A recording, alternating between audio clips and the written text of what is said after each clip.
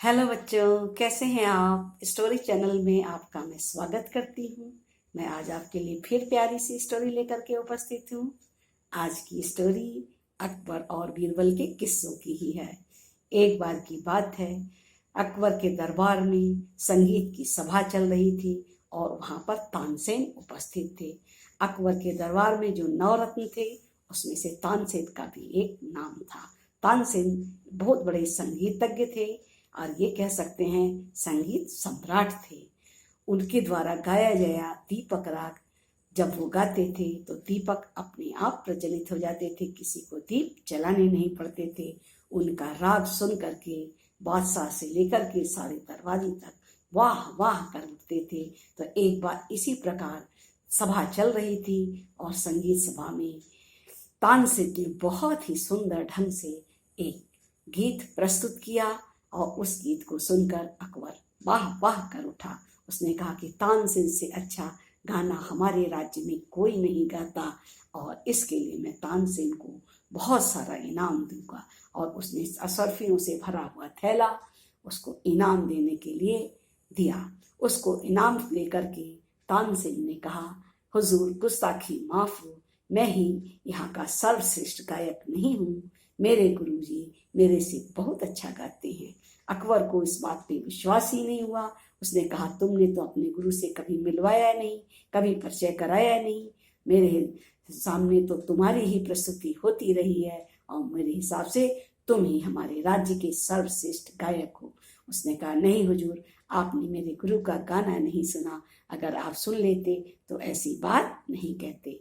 फिर क्या था, अकबर ने कहा, हम आपके गुरु से मिलने का प्लान बनाते हैं, चलिए अपने गुरु से मिलवाने के लिए हमें ले चलिए।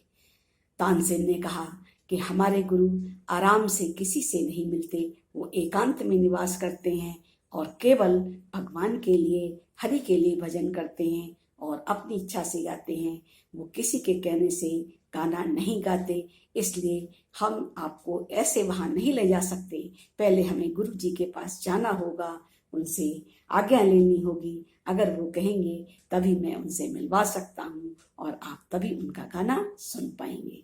अकबर को अंदर से इतनी ज्यादा उतावली लगी। उसने कहा, नहीं, ऐसा कैसे हो सकता है कि जो मेरे राज्य में रहता है और वो हमसे मिलने से मना कर दे, गाने से मना कर दे। मेरी तो बहुत अभिलाषा हो रही है, मुझे तो आपके गुरु से अभी ही मिलने जाना है और मुझे संगीत सुनना है। आप अकबर बादशाह की बात कौन काटे।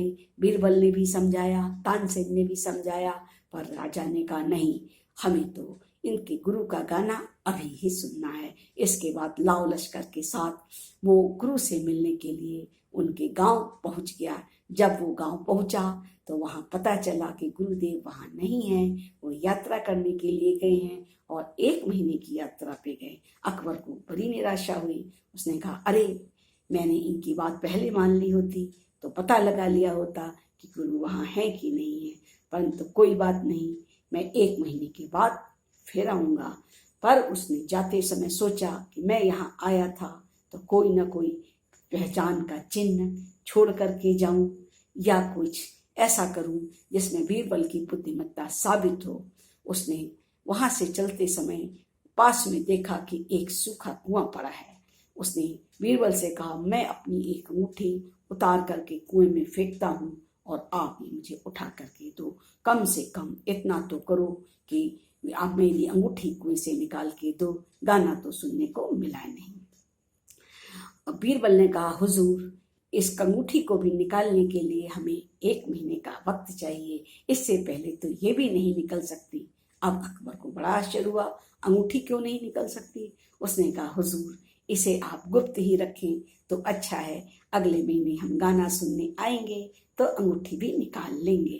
और इसके बाद उनका लाओ लश्कर आगरा वापस चला गया। अब क्या था, 1 महीने बहुत इंतजार के साथ धैर्यपूर्वक उन्होंने निकाला और फिर वो अपने लाओ लश्कर के साथ गाना सुनने के लिए गुरु के पास चले गए। जब गुरु के पास गाना सुनने के लिए गए तो अकबर ने कहा, चलो गुरु की कुटिया में उनसे मिलते हैं। तब तानसेन ने कहा कि नहीं, मेरे गुरु किसी से नहीं मिलते, मैं पता करके आता हूँ कि वो इस समय किस भाव में है और वो गाना गाएंगे भी कि नहीं, पहले मुझे जाने दीजिए, उसके बाद ही कोई अंदर जाएगा। बादशाह ने उनकी बात मान ली और वो बाहर ही अपने घोड़े के ऊपर बैठा रहा और अंदर कुटिया में नहीं गया। जब तानसेन अंदर गए और गुरु महाराज से कहा कि अकबर बादशाह आए हैं और आपका गाना सुनना चाहते हैं, तो उन्होंने कहा, देखो मैं तो केवल हरि के लिए गाता हूँ, मैं तो दरबारी कभी नहीं हूँ, ना दरबारी राग गा सकता हूँ, मैं तो सिर्फ अंदर से जो मेरी आत्मा की आवाज़ आती है उसी से मैं अपने प्रभु को रिझाता हूँ और प्रभु के लिए गाता हूँ।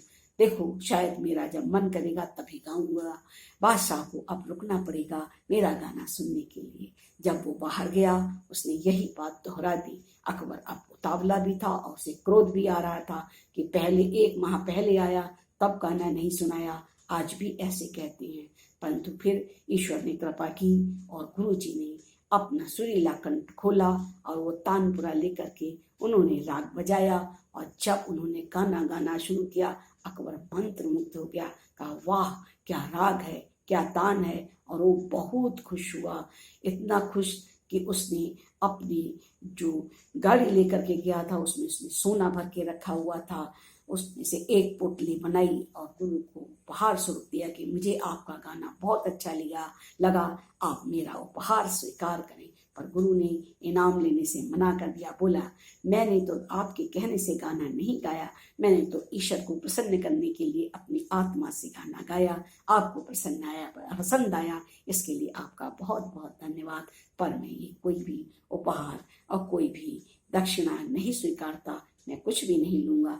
तब अकबर ने कहा, चलिए आप मेरे महल में रहिए, आपको बहुत सारी सुविधाओं के साथ वहाँ गाना गाने में बहुत अच्छा लगेगा और हमें भी बहुत खुशी मिलेगी। मुझे इस जंगल में वीराने में आके आपका गाना सुनना पड़ा और जब महल में रहेंगे तो हमें रोज ही वहाँ अच्छा अच्छा आपका प्रेम भरा स्वर सुनने को मिलेगा।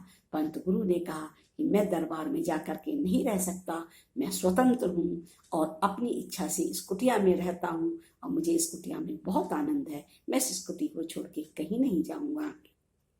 अब क्या था, अकबर को वापस आना पड़ा क्योंकि गुरु ने तो आने से मना कर दिया, परंतु उसने जो गाना सुना था उससे बहुत आनंद आया था, इतना आनंद कि वो आनंद से भाव विभोर था और आनंद से सराबोर होकर के ही अपने आगरा वापस जा रहा था। अब उसे कुआं देख करके याद आया, उसने बीरबल से कहा, चलो गाना सुनने की मुराद तो पूरी हो गई, अब हमारी अंगूठी का क्या हुआ, अंगूठी निकाल करके हमें दो। तो बीरबल ने कहा, हुजूर मैं अभी अंगूठी आपको सामने हाजिर करता हूँ। और वो कुएं के पास गया और उसने कुएं में ऐसे हाथ डाला और एक उपला निकाल लिया और कहा, हुजूर ये लीजिए आपकी अंगूठी। अकबर को बड़ा आश्चर्य हुआ, बोले अरे अंगूठी तो कुएं में डाली थी और ये उपले के अंदर बंद कैसे हो गई। तब बीरबल ने समझाया कि हुजूर जिस समय आपने कुएं में अंगूठी डाली थी उसी समय आपकी नजर बचा के मैंने थोड़ा सा गोबर कुएं में डाल दिया और वो अंगूठी उसमें चिपक गई। चूंकि कुआं सूखा था तो उस समय अंगूठी नहीं निकाली जा सकती थी। अब बरसात के कारण 1 महीने में कुआं पानी से लबालब भर गया और ये उपला ऊपर आ गया और अंगूठी भी उसके अंदर सुरक्षित मिल गई। अकबर बीरबल के इस जवाब से भी बहुत खुश हुआ, वाह बीरबल तुम तो बहुत होशियार हो, तुमने तो अंगूठी निकालने की अनोखी तरकीब निकाल ली। और उसके बाद वह आगरा लौट गया। तो बच्चों, कभी कभी बादशाह भी बच्चों जैसी जिद करता है कि मुझे गुरु का गाना सुनना है, अभी गाना सुनना है, मुझे अभी उसके गांव ले चलो, अभी सुनवाओ, मेरी अंगूठी कुएं में गिर गई, अंगूठी निकाल के दो। ये सब किस्से अकबर और बीरबल के कारनामे बड़े प्रसिद्ध हैं। कुछ तो मनोरंजक हैं, कुछ शिक्षाप्रद हैं और कुछ इस तरह से हमें आनंदित करते हैं कि हम उन्हें वर्षों वर्षों तक सुनते रहते हैं। तो आज की स्टोरी आपको कैसी लगी आप हमें बताइएगा, और आपको हमारी स्टोरी अच्छी लगे तो आप हमारे चैनल को लाइक करें, सब्सक्राइब करें, बेल आइकन को ज़रूर दबाएं। मैं फिर उपस्थित होंगी एक नई स्टोरी के साथ।